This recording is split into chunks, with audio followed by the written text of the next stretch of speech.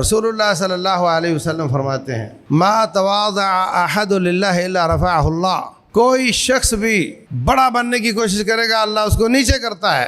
اور جو نیچے ہوتا ہے تواضع اختیار کرتا ہے اپنے بھائیوں کے سامنے اللہ اس کو اوپر کرتا ہے۔ یوسف علیہ السلام کے بھائیوں نے بڑا بننا چاہا، بھائی کو نیچے کرنا چاہا، کنویں میں پھینک دیا، اللہ نے اس کو اٹھا کر کے تخت پہ بٹھا دیا، اور بھائی ہاتھ پھیلا رہے ہیں اس کے سامنے، بھائی ہاتھ پھیلا رہے ہیں، آ کر کہتے ہیں وَجِئْنَا بِبِضَاعَةٍ مُزْجَاةٍ فَأَوْفِ لَنَا الْكَيْلَ وَتَصَدَّقْ عَلَيْنَا، پیسے ہم تھوڑے لائے ہیں، مال ہمیں پورا چاہیے، آپ ہم پہ صدقہ کریں، اِنَّ اللَّهَ يَجْزِي الْمُتَصَدِّقِينَ، اللہ تمہیں بڑا اجر دے گا۔ بھیک مانگ رہے ہیں اس بھائی سے جس کو نیچے کرنا چاہا تھا، اللہ نے اس کو اوپر کر دیا۔ وَمَا تَوَاضَعَ أَحَدٌ لِلَّهِ إِلَّا رَفَعَهُ اللَّهُ، جو اللہ واسطے تواضع اختیار کرتا ہے،